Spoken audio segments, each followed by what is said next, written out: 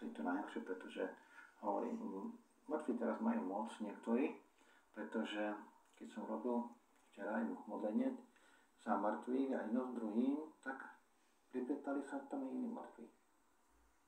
Čo chceli, ale hovorím, máte rodiny. A rodiny vás nenahlasili do knihy mŕtvych, takže to je tá chyba, pretože oni sa tešili, ale rodiny ich pozrali do knihy, to som videl, ako listovali v tej knihe a nenašli. Pretože tam nie sú. A to je to dôležité, pretože hovorím, nerobím len tu z televízie z mŕtvych, že čo nahlasíte aj tak, hej, mimo toho, a preto viem, o čom hovorím. Oni sa trápia. A tí ľudia, ktorí im palia každý deň sviečku pri fotografii a dávate im moc energiu. Nielen z vás, aj sú v tej sviečky berú energiu a tým pádom vás budú ničiť aj jedno druhým, pretože chcú vás ničiť. Chcú vám urobiť zle. A to je to najhoršie, čo môže byť, pretože keď dá do človeka duchovné orgány, tak ten mŕtvy sa zabrzdí a už tam nemôže vložiť choroby, pretože niečo tam má. A keď ten človek nevymení orgány, a vie, že tie orgány odídu, tak si počká.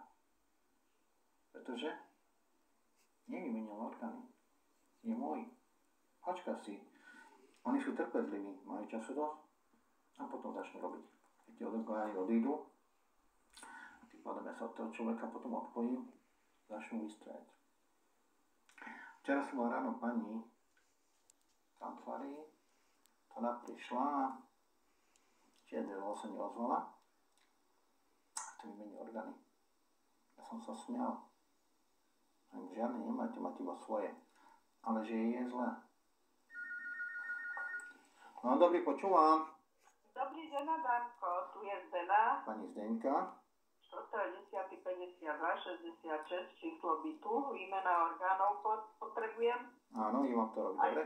Aj pre celú rodinu. Aj cievy vám vyčistím, dobre? Buďte taký dobrý, no Adamko, hlavu hlavne. No to vám máte tam. No skúste pretlačiť krticou kršnou. Otočte, aby sme mohli dať na miesto. Jaj, Bože. Boli? Jaj. Skúste jej ramena.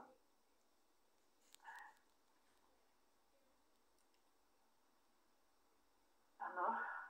Povolila? No, povolilo. A kríže. No dobre, počkajte, vám urobím celú chrbticu, dobre? Vyplním. Buďte taký dobrý. A idem krížovú oblasť, dobre? Áno.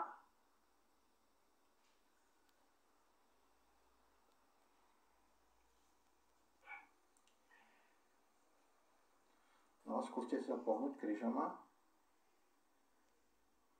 No, povoluje mi to tam dole. Ešte vám urobím obličky, môžem?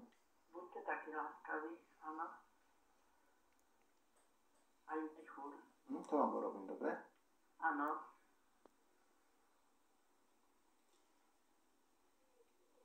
No, môžete ďalej. Oči, prosím vás, keby ste mi pozreli, včera som si spravila veľkú kravinu. Čo ste zrobili?